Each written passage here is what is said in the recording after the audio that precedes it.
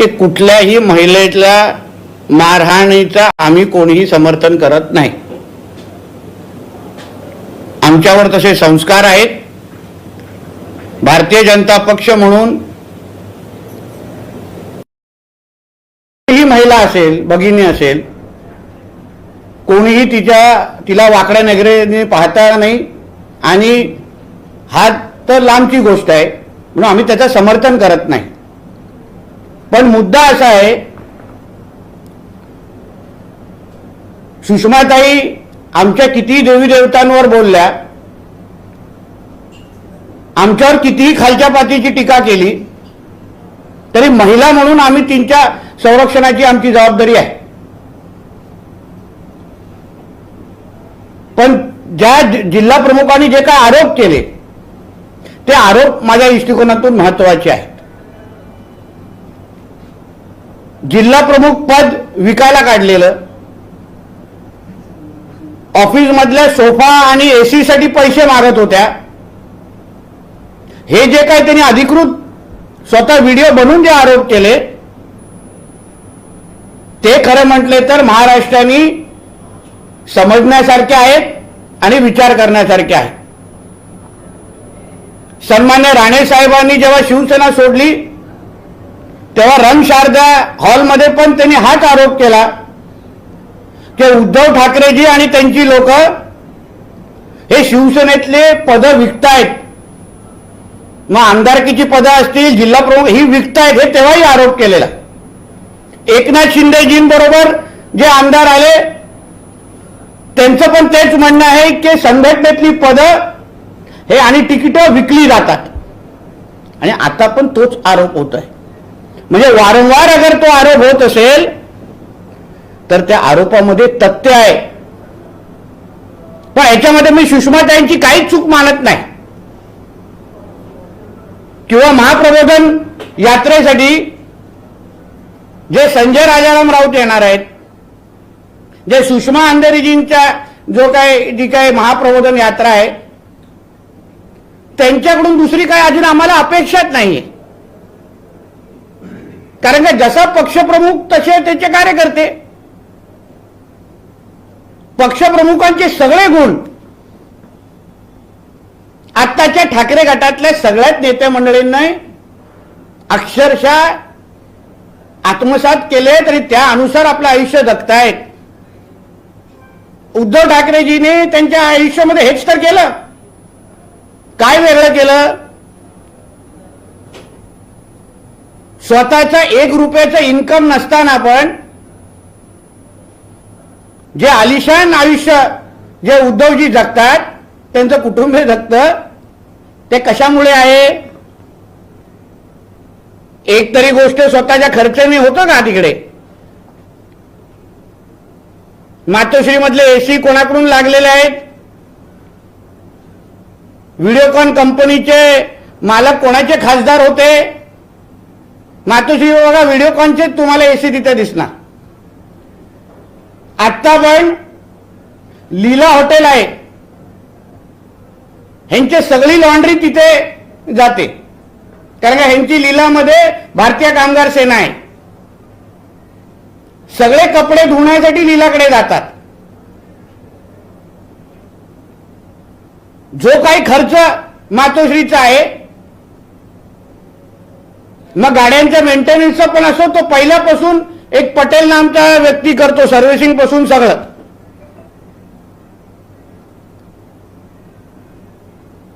जे काही त्यांचे बाहेरचे दौरे, म्हणजे बाहेरच्या ज्या सुट्ट्या असतात, लंडन पासून युरोप पासून जे काय, मी चॅलेंज करतो, 1 रुपया पण उद्धवजीच्या खिशातून जात नाही। कुठले उद्योगपती तिकीट पासून, हॉटेल पासून, जेवणापासूनचा खर्च काढतात, ह्यांची नावं सकट, हॉटेलचे बिल सकट आम्ही तुम्हाला देऊ शकतो। बोलण्याचं फक्त एवढंच आहे की सुषमाजी अजून वेगळं काय करणार, संजय राजाराम राऊत वेगळं काय करणार? आता आपला पक्षप्रमुख अगर असा असेल तर आम्ही कशाला खिशातले पैसे काढायचे? आम्ही कशाला एसी आणि सोफ्यासाठी पैसे द्यायचे? मध्ये ज्या असंख्य आरोप जे उद्धवजींवर व्हायचे, मग त्या गौरी भिडे मला आठवतात, ते कोर्टातही गेलेल्या. सामनाचा साधा संपादक, तो आता संपादक पण राहिला नाही, तिथे पण त्याला साईड पोस्टिंग दिलेली आहे, म्हणजे त्याला पदावर पण ठेवलेलं नाही संजय राजाराम राऊतला. सामनाचा साधा संपादक आज फ्लाईटमध्ये फर्स्ट क्लास शिवाय फिरत नाही. बाहेरच्या गाड्या आणि मोठ्या मोठ्या प्रॉपर्ट्या कुठल्या हिशोबाने घेतल्यात, कोणाकडून घेतलेत? खंडणी करूनच घेतल्यात ना, खंडणी मागूनच घेतल्यात ना. तुझ्या आणि तुझ्या मालकाचा 1 रुपयाचा कुठे इन्कम नाही, ऑफिसचा कुठला पत्ता नाही, पण स्वतः खंडणीच्या पैशावर जगणारे ही लोक त्या त्र्यंबकेश्वर मध्ये असलेले आंदोलन करणाऱ्या आमच्या हिंदू बांधवांना दरोडेखोर आणि खंडणीखोर म्हणतात. तुमचं पूर्ण आयुष्य दरोडेखोर आणि खंडणीवर निघालेलं आहे. काल जे आमच्या देवेंद्र फडणवीसजींनी उल्लेख केला, सचिन वाझेला उद्धवजी ठाकरे मुख्यमंत्री असताना सर्व्हिसमध्ये परत का आणला? कारण त्याला महिन्याच्या खर्चाचा टार्गेट दिलेला, की माझ्या मुलाचा एवढं खर्च आहे, दोन्ही मुलं एवढं खर्च करणार, कुटुंबाचा एवढं खर्च आहे, एवढं एवढं महिन्याची आलं पाहिजे, त्यासाठी वर्षामध्ये तुला हा रूम देतो, ते तुझे बॅग घेऊन तिथे राहा, पण माझ्या महिन्याभरचा टार्गेट पूर्ण कर. स्वतः खंडणीखोर, स्वतः खंडणीवर जगतात. महाराष्ट्राला दरोडेकरांसारखा लुटतात आणि दुसऱ्यावर कुठल्या हिशोबाने तुम्ही आरोप करताय? तुमची सगळी अंडी पिल्ली आम्हाला कोणा माहिती आहेत.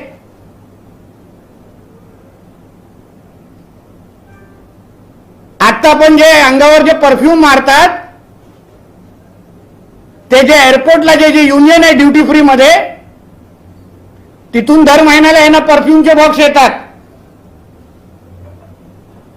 त्याच्यापेक्षा थोडी जास्त माहिती, माझ्यापेक्षा थोडी जास्त माहिती किरण पवासकरजींना आहे, विचारा दे ना. परफ्यूम स्वतःचं नाही, घर स्वतःचं नाही, मातोश्री 2चा जो खर्च केलाय, कुठल्या बॅलन्स शीट वरून खर्च दाखवलाय, कुठून खर्च तो आणलाय? 2-2 घरं तुम्ही मुंबईमध्ये बांधता, कर भरणं असं कुठला व्यवसाय तुम्ही करता? मुंबई महापालिकेच्या नावाने च्या माध्यमातून 25-30 वर्ष मुंबईला जे तुम्ही लुटताय, आणि आता तुमचा जो पेंग्विन मुलगा माननीय राज्यपालांना भेटून भ्रष्टाचाराचे आरोप आमच्यावर करताय. अरे तुम्ही भ्रष्टाचारामध्ये बरबटलेला आहात. तो पेंग्विन ठाकरे स्वतःची गाडी तरी स्वतःच्या नावाने आहे का? मराठवाड्याच्या कुठल्या आमदाराच्या नावाने तुझी गाडी आहे बाबा? तुझ्या पैशाने घेतली आहे की कोणाने दिलेली आहे? सगळे रेकॉर्ड आहेत आमच्याकडे. भ्रष्टाचार, खोके, यावर अगर तुम्हाला आमने सामने करायचं असेल तर तुमच्या सगळ्या मीडिया चॅनलला मी एक विनंती करतो की एकदा आणायचं आम्हाला आणि त्यांना आमने सामने, समोरासमोर. त्यांनी भ्रष्टाचाराचे पुरावे आणायचे आणि आम्ही भ्रष्टाचाराचे पुरावे आणतो मुंबई महापालिकेचे. चला होऊन जाऊन दे एकदाच, मुंबईकरांना कळून दे एकदाच काय चाललंय. मिठी नदीपासून ते करोना काळात मेलेल्या लोकांवर पासून सगळ्यामध्ये हे लोकांनी पैसे खाल्लेले आहेत. पुरावे सकट आमच्याकडे आहे. तुझी हिंमत असेल तर चल राज्यपाल महोदयांकडे एकत्र जाऊ. तू तुझे पुरावे दे आणि मी माझे पुरावे देतो. म्हणून उगाच आमच्या नेत्या मंडळांवर त्या संजय राजाराम राऊतला सांगेन, हिंदू समाजाला खंडणीखोर बोलू नकोस, दरोडेखोर बोलू नकोस. आम्हाला माहिती आहे तुझा धर्मांतर झालेला आहे, तुला फक्त आता हज यात्रेवरच पाठवणं राहिलेलं आहे, बाकी तू त्यांच्याप्रमाणे सगळं करतोस. जिहादी विचाराचे जे मुसलमान आहेत त्याप्रमाणे हा संजय राजाराम राऊत वागतोय. आज मोठ्या सामन्यामध्ये हिंदुत्वाचे मोठे मोठे दावे केलेले आहेत. त्र्यंबकेश्वरचा विषय,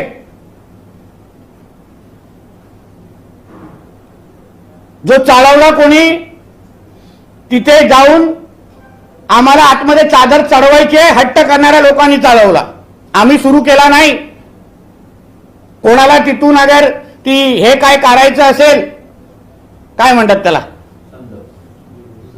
उरूस उरूस उरूस काढायचं असेल तर काढा ना, आम्हाला काय हरकत नाही, वर्षानुवर्षी चाललं ना, काढा ना. पण चादर घेऊन आतमध्ये आम्हाला चादर टाकायची, हा हट्ट कशाला?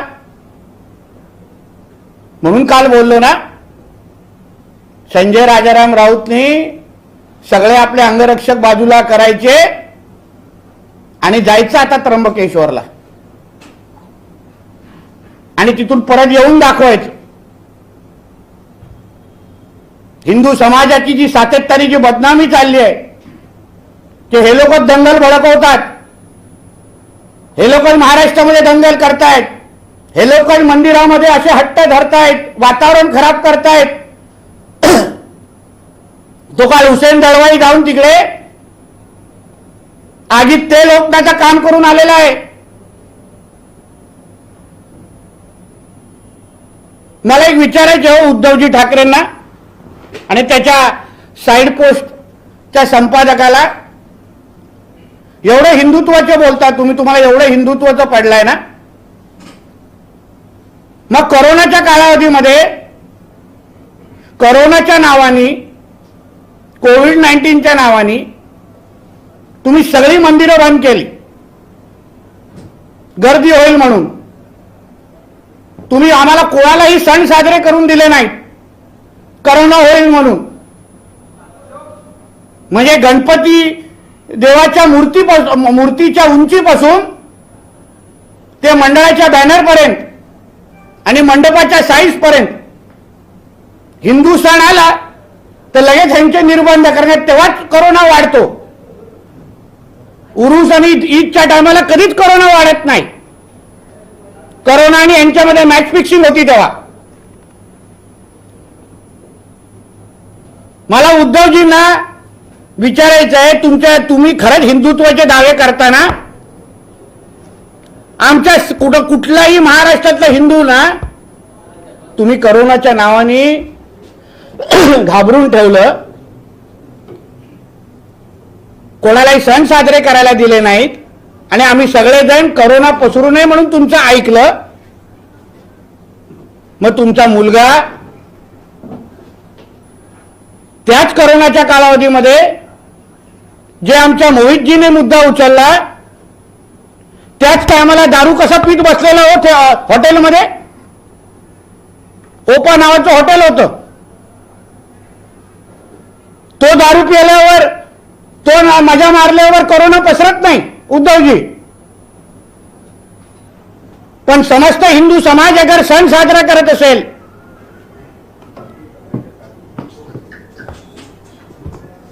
आम्हाला गणपती आणि होळी साजरा करायची असेल, तर लगेच तुम्हाला कोरोना वाढतं आणि लगेच आमच्यावर तुम्ही केसेस टाकायच्या. आणि तुमच्या मुलाला राजरोस पद्धतीने दारू पिण्याच्या सगळ्या परवानग्या. गौमूत्राबद्दल फार द्वेष आहे या लोकांना. गौमाताला आम्ही आमचा देव समजतो, गौमाताला आम्ही पूजतो आमच्या हिंदू धर्मामध्ये. म्हणून बोलतोय, मुळामध्ये उद्धवजी ठाकरे आणि संजय राजाराम राऊतचं धर्मांतर झालंय, लव जिहाद झाल्यामुळे त्यांना हिंदू धर्माबद्दल काहीच आस्था राहणार नाही, कारण ते मुळात हिंदूच राहिलेले नाहीयेत. मग त्यांना कसं गायीबद्दल काय आस्था वाटणार? ज्या गायीला आम्ही प्रत्येक हिंदू कसाही असेल त्या गाईला आपली आई मानतो आणि त्याची पूजा करतो. गौमूत्र हे आमच्यासाठी धार्मिक विधीच्या निमित्ताने फार मोठं शुभ आहे. पूजेपासून सगळ्या धार्मिक त्याच्यामध्ये आम्ही वापरतो. तुम्हाला आता गौमूत्रधारी सगळेजण वाटतात. मग मला आठवतं राणे साहेबांनी जेव्हा मंत्री शपथ घेतल्यानंतर जेव्हा बाळासाहेबांच्या स्मारकाच्या इथे जाऊन किंवा शिंदे साहेब आणि त्यांच्या मंत्रिमंडळाने मंत्री झाल्यानंतर मुख्यमंत्रीची शपथ घेतल्यानंतर बाळासाहेबांच्या स्मारकाच्या इथे जाऊन जेव्हा नतमस्तक झालेले आणि त्यानंतर तुमच्याच शिवसैनिकांनी तिथे गौमूत्र कसं शिंपडलं, कसं शुद्धीकरण करायला गौमूत्राने हे केलं, तेव्हा तुम्हाला गौमूत्र चालतं. आणि उद्धवजींना गायीबद्दल खरी काहीच आस्था असणार आम्हाला माहिती आहे. कारण का त्यांची मुलं कुठे आणि कधी बीफ खातात ह्याची पण जरा माहिती मी जरा लवकर देणार आहे. कुठल्या हॉटेलमध्ये बीफची ऑर्डर दिली जाते आणि बीफ खाल्लं जातं. म्हणून उद्धवजींना आणि त्यांच्या लोकांना गौमूत्र गाई माताबद्दल तर द्वेष असणारच. जो स्वतःच्या मुलाला थांबवू शकत नाही तो गायीबद्दल द्वेषच करणार. त्याच्यामध्ये काही दोन विचार नाही.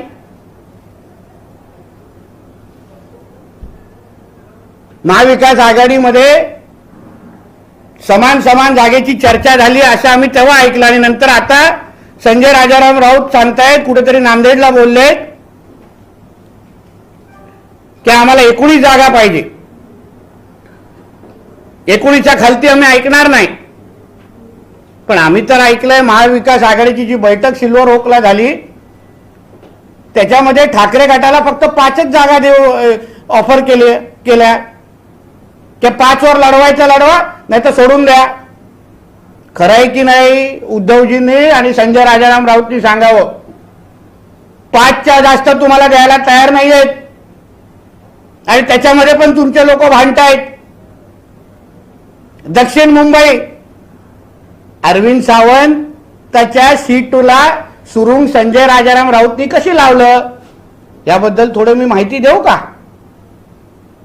काही आठवड्यापासून सामन्यामध्येच अरविंद सावंतजींना ती सीट मिळू नये यासाठी त्यांच्या सगळ्या समर्थक शिवसैनिकांच्या राजीनामा घ्यायला लावले आणि कालपासून मी ऐकतोय की अनिल देसाईंना ती सीट देण्यासाठी हा संजय राजाराम राऊत आग्रही आहे. म्हणजे 24 तास 365 दिवस काड्या लावणं, भांडणं लावणं, घर फोडणं ह्याशिवाय दुसरं काम या संजय राजाराम राऊतचं नाही. आणि आता तर सकाळी बोलतो की आपल्या देशामध्ये 36 राज्य आहेत. मी ऐकलं 28 राज्य आहेत आणि उर्वरित युनियन टेरिटरी आहेत. बरोबर आहे ना. 8 युनियन टेरिटरी आहेत. कणकवलीच्या सभे अगोदर आता हे किती वाजता दिलं हे जेव्हा त्याला विचारा. कारण कणकवलीमध्ये जेव्हा संजय राऊतची सभा झाली तिकडच्या एका पत्रकार मित्रांनी सांगितलं की हा 90 मारल्याशिवाय बोलत नाही, भाषण देत नाही. एक पत्रकार मित्रांनी स्वतः बघितलेलं आहे. तर नेमकं हा 28 राज्य ते वक्तव्य शुद्धीत केलं आहे का. आणि प्रत्येक सभेच्या अगोदर आणि पत्रकार परिषदेच्या अगोदर तुम्ही 90 मारता का 60 मारता आणि ते मारून महाप्रबोधन तुम्ही महाराष्ट्राला आणि तुमच्या उरलेल्या शिवसैनिकांना करणार आहे का. याचं उत्तर संजय राजाराम राऊतनी द्यावं आम्हाला. धन्यवाद. सर, त्र्यंबक मधल्या प्रकाराची चौकशी सुरू आहे आणि उरूस असल्याचं तुम्ही म्हणताय. मात्र आचार्य तुषार भोसले म्हणतात की अशी कोणतीही परंपरा नाहीये. एक लक्षात घ्या, तिथून तो उरूस जातो. माझा मुद्दा एवढाच आहे की चादर धरण्याचा हट्ट कधीच कोणी केला नव्हता ह्याच्या अगोदर. मुद्दा समजून घ्या. त्यांना उरूस जाऊन दे का काही जाऊन दे तिथे, पण मुद्दा माझा आहे की हट्ट कसला धरला गेला ह्याच वेळी की आतमध्ये जाऊन चादर घाला, ते कधीच झालेलं नाहीये. आचार्य माझ्यापेक्षा जास्त माहिती असेल हो, कारण का ते त्या विषयाचे तज्ज्ञ आहे. मी नाही त्यांच्या काय माहितीवर प्रश्नचिन्ह करत, पण मुद्दा माझा असा आहे की आतमध्ये चादर घालण्याचा हट्ट का केला, त्याच्यावर आमचा आक्षेप आहे आणि ते आम्ही होऊन देणार नाही. पोलिसांनी त्यामध्ये जो गुन्हा दाखल केला त्या प्रकारानंतर, पण त्या FIR मध्ये कुठेही ते चादर घालायला जात होते असं मेन्शन नाही केले. ते आता FIR बघून मी बोलू शकतो. आम्हाला जी मिळालेली माहिती आहे ती एवढी आहे. पोलिसांचा तपास आजही सुरू आहे. FIR समोर आल्यानंतर वाचल्यानंतर मी तुमच्याशी त्याबद्दल डिटेल बोलू शकतो. पण हट्ट धरण्यात आला हे स्वतः मंदिर प्रशासनाने जेव्हा ट्रस्टने जे पत्र काढलेलं त्याच्यामध्ये सरळ सरळ उल्लेख आहे की हट्ट घुसण्याचा आणि हट्ट धरण्यात आलेला आहे. मी पाहिजे पत्र तुम्हाला पाठवू शकतो. काल तुमच्या कार्यकारिणीवरून त्यांनी एकंदरीत निशाणा साधलाय की मेलेल्या कार्यकारिणीला तुम्ही काय उद्देशून करत कोणी कोणी संजय राऊत यांनी बरोबर आहे ना, कारण 18 जूनला जी कार्यकारिणी होते आहे, ओसाड गावाचा पाटील म्हणजे उद्धव ठाकरे आणि ज्याचा पक्ष उरलेला नाहीये, कार्यकर्ते उरलेले नाहीयेत.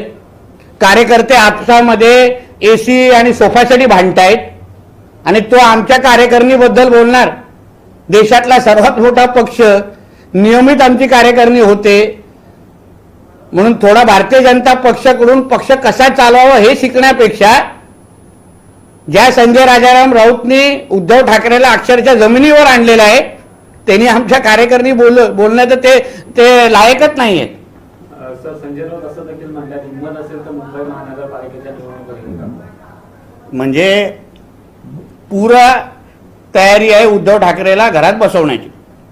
यांनी ठरवलेलं आहे की उद्धव ठाकरेचे बॅग भरून त्याला लंडनला कायमस्वरूपी पाठवायचं, म्हणून वारंवार मागणी करत. त्याला माहिती आहे मुंबई महापालिकेची निवडणूक झाली, उद्धव ठाकरेचा पॅकअप पूर्ण पद्धतीने होणार आणि तो आणि त्याचा कुटुंब बॅग भरून कायमस्वरूपी लंडनला जाणार आणि ते ह्याला पाहिजे आणि मग हा राष्ट्रवादी प्रवेशासाठी मोकळा. आपण बघतोय बैठकांचा जोर आहे, एकंदरीत निवडणुकीची चर्चा होत आहे, पण पोपट मेला ही वारंवार चर्चा होते. नेमका हा पोपट मेला कोणाचा काय, याविषयी काय सांगता? त्याला सोडून विचारतो. आज संजय राऊत यांनी ज्या प्रकारे आरोप केलाय की कुणाचा पोपट मेला आहे आणि कुणाचा उडतोय हे येत्या निवडणुकीनंतर कळेल आणि वाघ कुणाची गर्जना करणार हे पण मुंबई महानगरपालिकेच्या निवडणुकीनंतर स्पष्ट होईल. पोपट मेलाय जे वक्तव्य आणि त्याचं अतिशय अभ्यासू विश्लेषण काल आमच्या देवेंद्र फडणवीसजींनी कार्यकारिणीमध्ये केलं. ह्यांचा पोपट मेलाय ह्यांना स्वीकारायचंच नाही आहे. ह्याचं कारण पण मी तुम्हाला देतो, कारण का परत ह्यांचं आयुष्यात खंडणीवर असल्यामुळे ह्यांनी महाविकास आघाडीच्या काळामध्ये असंख्य कामं देत असताना, कॉन्ट्रॅक्ट देत असताना त्या लोकांकडून ऍडव्हान्स उचललेले आहेत. आता अगर हे लोकांनी पोपट मेला नाही तर जोर दाखवला नाही तर ती सगळी लोक ह्यांच्याकडे पैसे मागायला घरी येणार तर सुरू झालेलं आहे.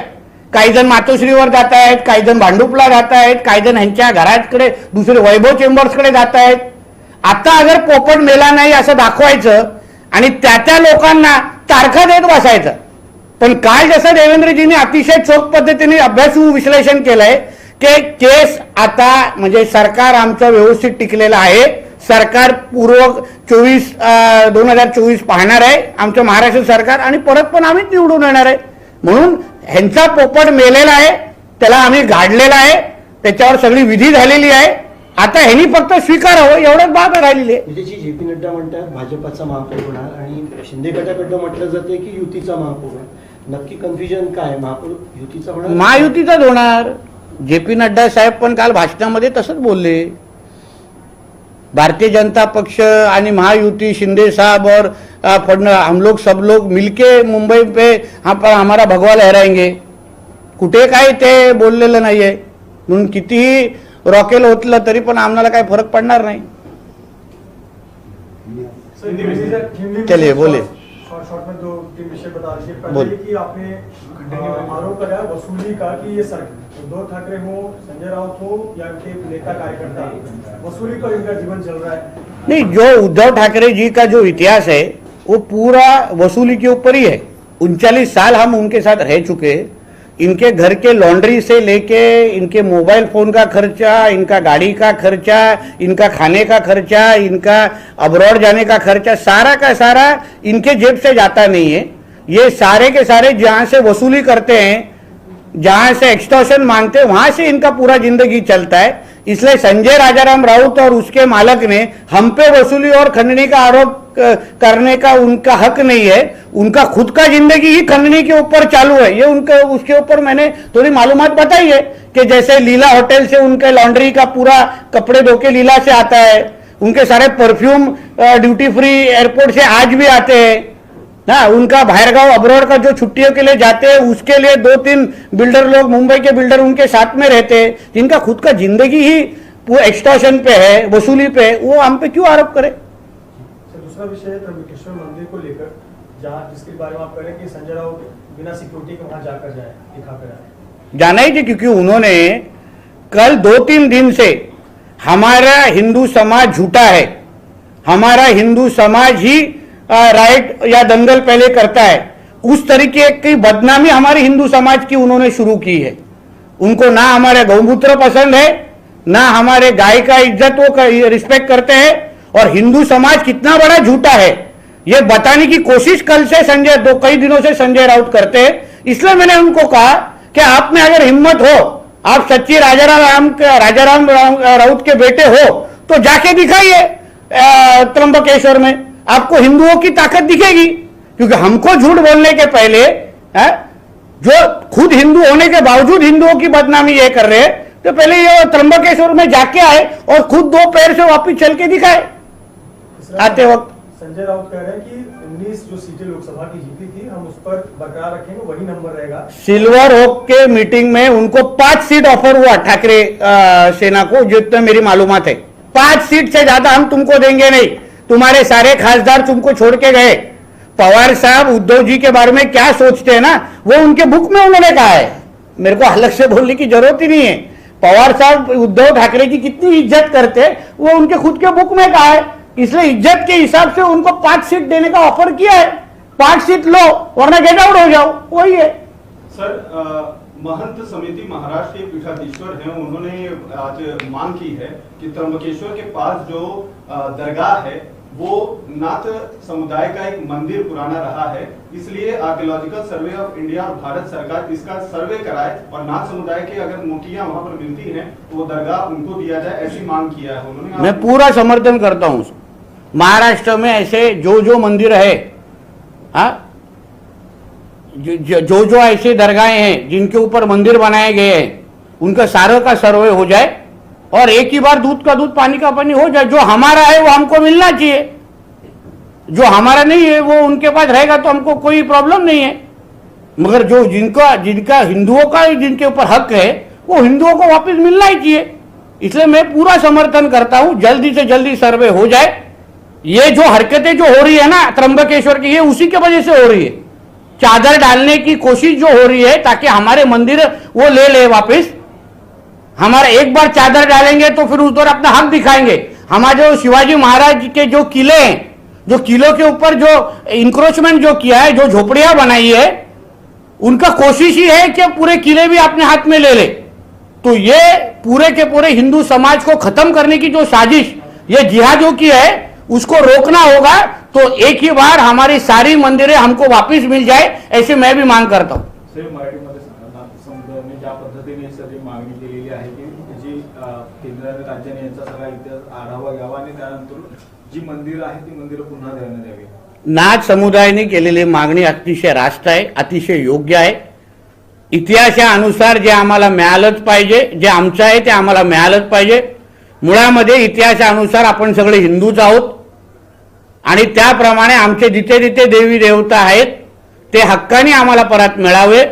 महाराष्ट्र सरकार आज एक हिंदुत्ववादी विचाराचं सरकार आहे देशात आणि राज्यात। त्यांनी सगळी सर्वे हे योग्य पद्धतीने करावं। जसं किल्ल्यांवर अतिक्रमण हटवण्याची मोहीम आमच्या राज्य सरकारने घेतली आहे, तसंच हे सर्वे महाराष्ट्राच्या कानकोपऱ्यात करावं। जे त्र्यंबकेश्वरला झालं ते ह्याच्याचमुळे झालेलं आहे की आज जाऊन चादर टाकण्याचा प्रयत्न करायचा आणि उद्या त्र्यंबकेश्वर मंदिरच आमचं आहे। तुम्ही लोक इथे नव्हतेच, हिंदूंना तिथे बंदी घालून टाकायची। हे अगर एकदाच बंद करायचं असेल तर एकदाच हा सर्वे करा आणि आम्हाला देऊन टाका आणि उरलेलं त्यांचं काय असेल ते त्यांच्याकडे राहून दे. सर, आपने कभी जो है मराठी में बयान के दौरान कहा कि संजय राउत बार बार जो बीएमसी के इलेक्शन की मांग कर रहे हैं, लग रहा है कि वो उद्धव ठाकरे का पैकअप करा के उनको लंदन भेजना चाहते हैं. इसके बारे में जरा हिंदी में बताइए. क्योंकि संजय राउत जी का पहले दिन से, मतलब जब से उनको प्रीतिश नंदी को सांसद बनाया और उनको सांसद नहीं बनाया, तभी से उन्होंने ऐसा म्हणजे उनका उन्होंने तय किया है कि उद्धव ठाकरे और बाला साहब को मैं खत्म कर दूंगा. और उसके हिसाब से उन्होंने जिसके सामने बोला वो आदमी को मेरे बाजू में प्रेस में बिठा सकता हूं मैं. अरुण बेतकेकर नाम है वो उनका, माजी सरचिटनीस लोक अधिकार समिति. उनके सामने संजय राउत ने ये कहा है.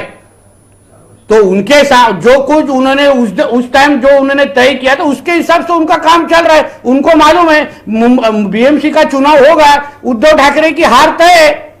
उद्धव ठाकरे की जो कोई बची हुई शिवसेना है वो कुछ जीतने वाली नहीं है. और उसके बाद उद्धव ठाकरे का कुछ काम ही नहीं इधर. उनको लंदन बहुत पसंद है, दूसरों के पैसे पे जाके वो लंदन घूमते. तो एक ही बार उनका बैग पैकअप करके उनको लंदन भेजने की इनकी तैयारी है. महाविकास अघाड़ी सर, लगातार उनके नेताओं की तरफ से दावा किया जा रहा है कि इस बार का जो लोकसभा चुनाव होगा उसमें करीबन 35 सीट वो जीतेंगे, जबकि आप लोगों ने टारगेट 40 से ऊपर की रखी हुई है. तो ये उनके दावे में आप किस तरीके से आप कैसे वो 35 जीतेंगे, कभी उनके लोगों को हमारे सामने बिठाइए. उद्धव जी जो 18 सीट जो शिवसेना जीती 2019 को, वो मोदी जी की वजह से जीती. जिधर किधर भी उद्धव जी का फोटो लगाया, छोटा फोटो लगाया था, बड़ा फोटो तो मोदी जी का था. राष्ट्रवादी कांग्रेस कभी 5 सीट के ऊपर जाती नहीं है, क्यों 10 सीट तो कभी देखती नहीं, डबल डिजिट. कांग्रेस तो पिछली बार 1 पे रुकी थी महाराष्ट्र में. तो 35 कैसे जीतेगी. और इस बार उद्धव जी को मैंने सुना है वो महाविकास आघाड़ी के बैठक में सिर्फ 5 ही सीट ऑफर किया उन्होंने. ये जो 16 और 19 तो एक तो बोलते ना वो मुंगेरी लाल के हसीन सपने. सर, विजय जी, एक सवाल इसी से जुड़ा हुआ है. बीजेपी का एक प्लान है कि करीब 50% वोट शेयर जो है बीजेपी के हाथ में आना चाहिए. इसको लेकर क्या कुछ आप लोग प्लानिंग कर रहे हैं, किस तरह से क्या मुद्दे लेकर लोगों के बीच में जाएंगे ताकि लोकसभा और आने वाले विधानसभा में 50% का जो टारगेट है वो. देखिए, हमारे 2 प्लान है जो हमारे कल चर्चा, और ज्यादा डिटेल में बता नहीं सकता, मगर इतना ही है कि मोदी जी ने जो 9 साल से हमारे देश में अलग अलग काम जो किए हैं, अलग अलग योजनाएं जो लाए हैं, वो योजनाओं को हम लोगों के पास लेके जाने वाले हैं, लोगों के बीच में लेके जाने वाले हैं. और उनके काम के ऊपर हम 2024 में हमारा 50% से ज्यादा वोट लेके आएंगे. और दूसरा है हिंदुत्व का विषय लेके हम लोगों के सामने जाने वाले. आज हमारा देश एक हिंदू राष्ट्र है. यहाँ 90% लोग हिंदू रहते हैं और उसके हिसाब से हिंदुओं के लिए देश मतलब हमारा हिंदुस्तान देश है. इसलिए मोदी जी का काम और हिंदुत्व का नाम ये लेके हम देश की जनता के सामने जाने वाले. सर, महाराष्ट्राला एकंदरीत लोकसभा विधानसभा जिंकण्यासाठी काय अजेंडा ठरलेला आहे आणि कुठले 2 मुद्द्यांमध्ये तुम्ही आगामी निवडणुकात जसा मुद्दा तुम्हाला सांगितलं, मोदीजींनी जे गेल्या 9 वर्षामध्ये अतिशय यशस्वी पद्धतीने आपला देश चालवला. गेल्या 10 महिन्यापासून आदरणीय एकनाथ शिंदे साहेब आणि देवेंद्र फडणवीस साहेबांच्या नेतृत्वाखाली जे आम्ही काम करतोय राज्यामध्ये, हे सगळी कामं आम्ही जनतेच्या मध्ये घेऊन जाण्याचं आमच्या सगळ्यांचं ठरलेलं आहे. त्या पद्धतीच्या आम्हाला जबाबदाऱ्या प्रत्येकाला मतदारसंघ भूतनिहाय दिलेले आहेत. आणि एका बाजूला मोदीजींचं काम, सरकारच्या योजना, आणि दुसऱ्या बाजूला हिंदुत्वाचा मुद्दा. ह्या गोष्टी घेऊन आम्ही, कारण का एक लक्षात घ्या की जिथे भारतीय जनता पक्ष जिंकते तिथे भारत माता की जय चे नारे लागतात, आणि जिथे काँग्रेस जिंकते तिथे पाकिस्तान जिंदाबाद ऐकायला मिळतं. म्हणून आमचा देश सुरक्षित ठेवायचा असेल, कारण का गेल्या 9 वर्षापासून तुम्ही आमच्या देशाकडे कोणालाही वाकड्या नजरेने बघण्याची हिंमत राहिलेली नाही, ना पाकिस्तान किंवा कुठल्याही देशाची. देश अंतर्गत होणाऱ्या अतिरेकी कारवाया पण आपल्या देशामध्ये थांबलेल्या आहेत. म्हणून 2024 मध्ये येणारं राम मंदिरचं निर्माण आणि राम मंदिर तयार झाल्यावर आहे आणि मोदीजींचं काम, हेच घेऊन आम्ही लोकांच्या समोर 2024 जाणार आहोत. याला गायीबद्दल आस्था जो बाळगत नाही तो हिंदू नाही असं काय? तुम्ही म्हणाला. गायीबद्दल ज्याला आस्था नाहीये तो हिंदू नाही असं तुम्ही म्हणाला. योग्य आहे. सावरकरांनी गायीबद्दल जे मत व्यक्त केले, त्यांच्या एका पुस्तकामध्ये लिहिलंय की गाय हा उपयुक्त पशु आहे, त्याला पशु म्हणून पाहावं, त्याची पूजा. त्यांनी सायंटिफिक मत आपलं मांडलेलं आहे. पण हिंदुत्व हा मूळच सावरकरांचा विषय आहे. वीर सावरकरांनी जे हिंदू राष्ट्रबद्दलचा संकल्प मांडलाय ना, त्याच्यामध्ये सायंटिफिक अँगल पण त्या गोष्टीला दिलेला आहे. त्याने गाईला मारून तुम्ही बीफ खावा असं बोललेलं नाहीये कुठे. गाईचे कत्तलखाने तयार करा असे कुठे लिहिलेले आहेत का त्यांनी? असेल तर तुम्ही माहिती द्या. त्यांनी सायंटिफिक अँगल मांडलेला आहे. एक पूजे धार्मिक अँगल आहे, एक सायंटिफिक अँगल आहे. त्याप्रमाणे पण सगळं काय सगळं हिंदुत्वाच्या चौकटीत आहे.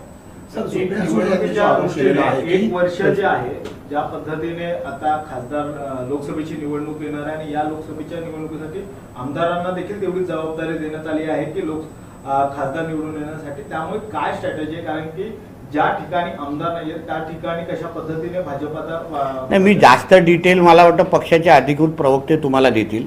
माझ्याकडूनच सगळी माहिती काढण्याचं कारण नाही. मला एक विशेष ऑपरेशन दिलं आहे, त्या ऑपरेशनवर मला काम दिलेलं आहे आणि त्याची शस्त्रक्रिया करण्याचं काम माझं रोज मी करतो. बॉडी किती दिवस जिवंत ठेवायचं हे माझ्यावर आहे.